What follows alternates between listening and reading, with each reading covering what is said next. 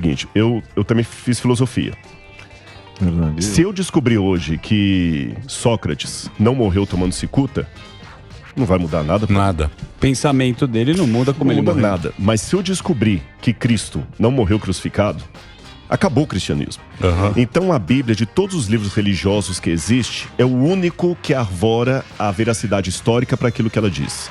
Se eu fosse um hindu, você não estaria convidando aqui um cara que fala de arqueologia hinduísta. Não existe a arqueologia do Bhagavad Gita, nem do Mahabharata. Porque o hindu não está nem aí se a Arjuna e Krishna existiram, se não existiram, não faz diferença.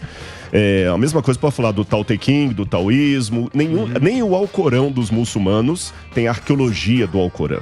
O único livro que apela para a história, para a fundamentação do que ele diz, é a Bíblia. Então a arqueologia não prova a Bíblia, mas ela consegue verificar a procedência histórica daquilo que a Bíblia diz. E se a história que a Bíblia falou é verdadeira, aí a teologia que se assenta nessa história também o será. Agora, se a história da Bíblia for mitológica, aí realmente não tem vai enfiar a viola no saco. É interessante o que você está falando. Não é que é interessante. Não, isso é da gente próprio que tem samidana na nossa vida, porque não tem fé. Não tem Deus no coração. Aí o cara não tem, ele fala, me dá os dados, porque se não tiver os dados, isso tudo é mentira. Mas só para complementar, nos hebreus, na Torá, os caras falam sobre Arona Kodesh, que a tradução é o armário sagrado, onde Moisés foi... Exatamente, colocou a Arca da Aliança. Exato. Ninguém sabe onde Moisés foi enterrado. Exatamente. Existe alguma comprovação científica ou da arqueologia de algum fato da Bíblia que você estudou e você falou, não, ó, tá escrito na Bíblia. Vários. Por exemplo. Vários. Vou dar vários. Só antes de dar esses vários, deixa eu dar só um preâmbulo aqui, que o pessoal às vezes tem uma ideia de arqueologia a lá Indiana Jones. Sim, mas é legal. O cara entra lá... De chapéu. Dá uma raspadinha. Dá uma raspadinha e já tá o trono lá com e come um cérebro de macaco. E ele pega um cálice cheio de coisa e começa a cair tudo e tudo. Não é assim, a gente trabalha com fragmentos de história. Isso não vale só para arqueologia bíblica, vale para arqueologia egípcia, romana, grega, todas elas. Nós hoje localizamos a paleontologia, né? também, exatamente, o fóssil.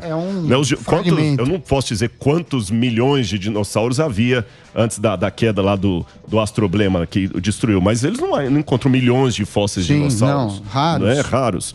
Então, a arqueologia trabalha com fragmentos de história. Então a pergunta não é se eu tenho uma comprovação arqueológica para cada história da Bíblia. A pergunta é, o pouco que eu encontrei confirma as histórias que a Bíblia falou ou as desmente? Esse que é o ponto. Tá bom. E aí nesse pouco tem várias coisas. Vou dar vários exemplos para vocês. Por exemplo, até o século XIX, por volta de 1860, diziam que Babilônia era um mito. Falar que se acreditava na existência da Babilônia é a mesma coisa de terraplanismo. O pessoal ia rir da sua cara, né? Até que o pessoal começou a encontrar os tabletes cuneiformes na Mesopotâmia e descobriram o nome de Nabucodonosor, que a Bíblia menciona. Depois, em 1899, descobriram a existência da Babilônia. Depois aí negaram que os judeus foram para a Babilônia, que isso era mito da Bíblia. Não é esse negócio que judeu foi... Não tem. Aí descobriram os tabletes cuneiformes que mostram o cerco de Jerusalém até a data, o mês, conformando tudo que a Bíblia fala. Encontraram também comprovação arqueológica dos 3 companheiros do profeta Daniel na Babilônia.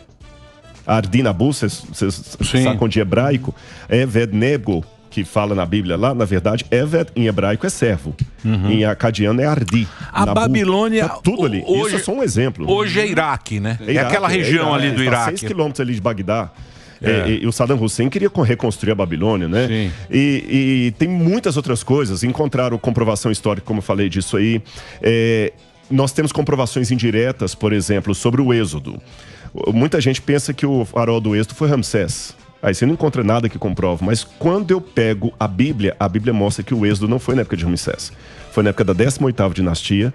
E quando você estuda a vida da 18ª dinastia, o faraó Tutmosis III, você vê que na parede do túmulo dele tem uma inscrição chamada Amduat, que é uma inscrição de oração que os egípcios faziam. E na Amduat tem lá a oração que Tutmosis III faz por todos que, por acompanharem a sua alma, a sua carne, morreram na grande inundação. Que era uma das pragas. O Mar Vermelho. Sim. Ele fala que quando abriu o Mar Vermelho. Exatamente.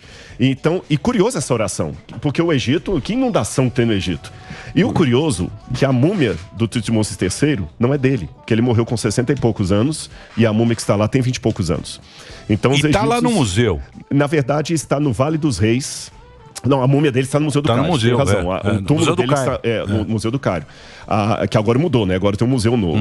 E a múmia e o sarcófago dele, está no Vale dos Reis. Tem muita coisa no Museu Britânico também, não, né? No Louvre também, no Museu do Vaticano. Rodrigo, E tinha um no Brasil que queimou, né? Eu me coloco como um agnóstico. Não vem com agnóstico que não tem. Ou você é Lula ou você é Bolsonaro. Exatamente. Não tem essa conversa. Eu sou agnóstico. Não.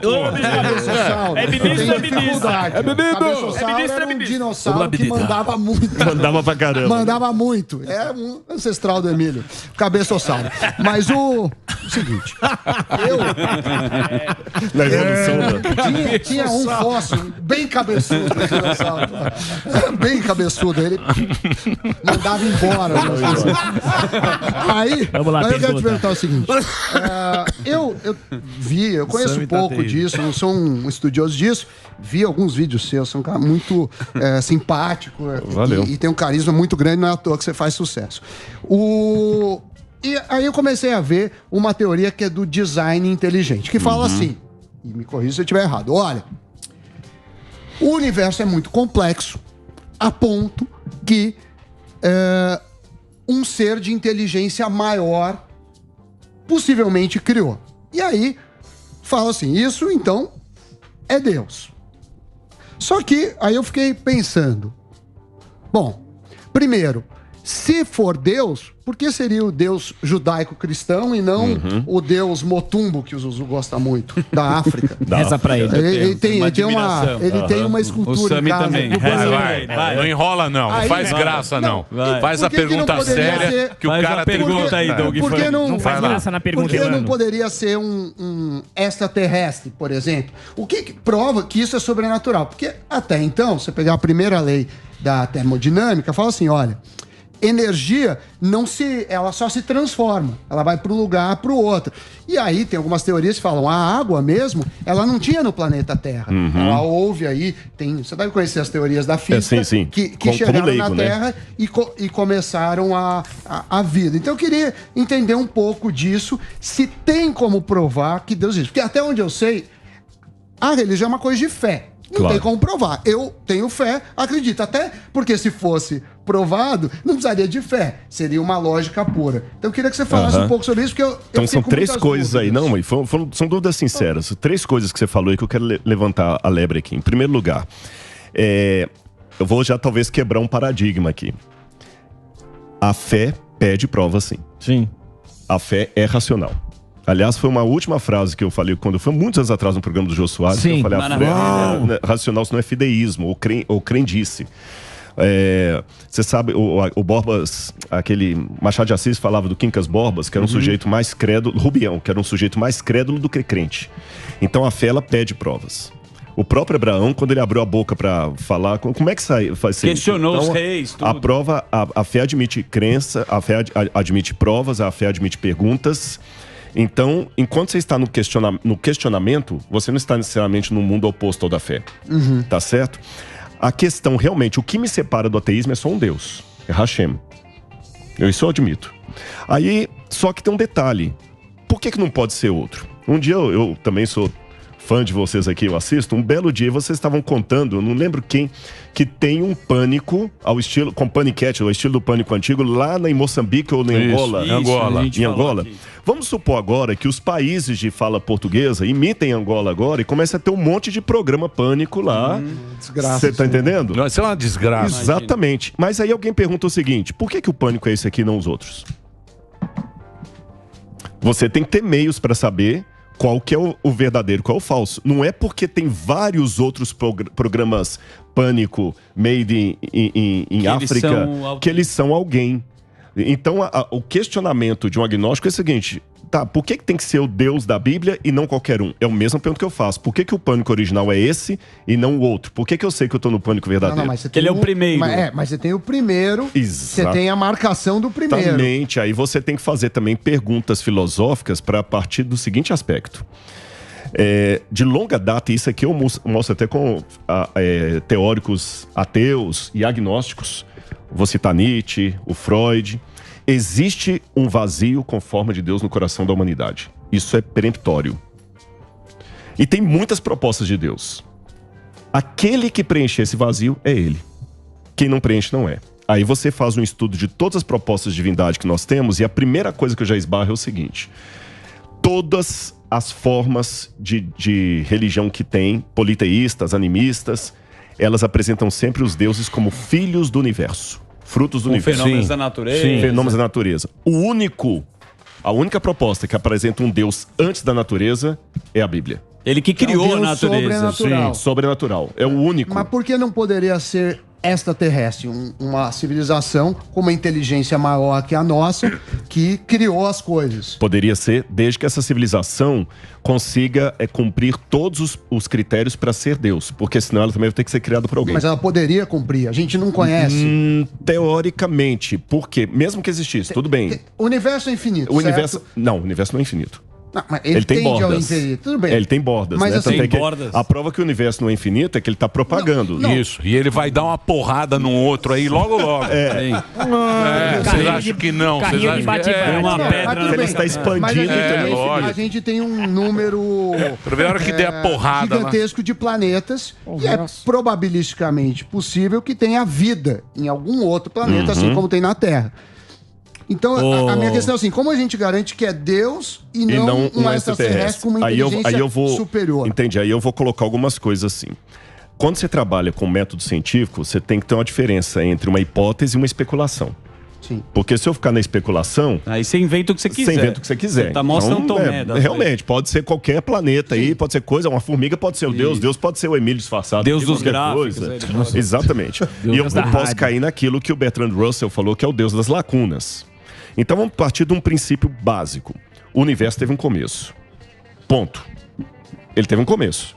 Pouquíssimos físicos estão desesperadamente tentando criar uma origem para o universo que não pegue a origem. Mas até que se prove o contrário, a física até hoje conseguiu mostrar que o tempo, a matéria, Isso. a energia, tudo teve um começo. Isso. Aí tem um problema que Wittgenstein coloca. Todo sistema lógico, a lógica dele tem que estar fora dele. O sentido de um sistema fechado está fora dele. Por exemplo, não sei se isso aqui é um... O que é isso aqui? Um celular. Um celular. A lógica desse celular está fora dele. Esse celular só funciona porque tem internet fora dele, tem dados, tem uma coisa... Ele em si mesmo é um sistema fechado, não tem lógica. Então, se o universo também é um sistema fechado, a lógica dele tem que estar fora dele. Então, tem que ter uma lógica fora do universo. Essa lógica tem que ser aquela que produziu o universo. E para produzir o universo, essa lógica, eu estou usando essa palavra aqui, ela não pode ser presa à matéria, porque ela é antes da matéria. Ela não pode ser presa ao tempo, porque ela é antes do tempo. Ela não pode ser presa à energia, porque ela é antes da energia. Mas é um princípio cósmico que tem que ter inteligência, propósito, razão, vontade. E o único ser que equivale com isso é a Bíblia, que mostra um Deus que é onipresente, onipotente, onisciente, acima de tudo e de todos. Monoteísta. E monoteísta. E a última coisa, porque já estão chamando o break ali, que eu já vi. O Dedezinho tá, ele já pensa nisso. Não reclama não, porque é o break que paga o salário de vocês aqui, né? O jabá aí. Então, o que acontece? Aí vem uma segunda pergunta que eu deixo para responder depois, por causa do tempo. Tudo bem, então esse princípio ativo é Deus. Aí, para responder a questão por que é ele e não é ter, eu tenho que trabalhar com uma outra hipótese. A primeira hipótese é dele existir. A segunda é dele se revelar. Ele existiu uma coisa. Será que ele se revela? Aí eu deixo. Só Abrão. Próximo bloco. Abrão pro Moisés. A pergunta, e para Cristo. E para nós também, meu Para amigo. nós sim, mas aquilo que você falou. Aquilo que você falou. A lei que governa tudo é um ato de fé.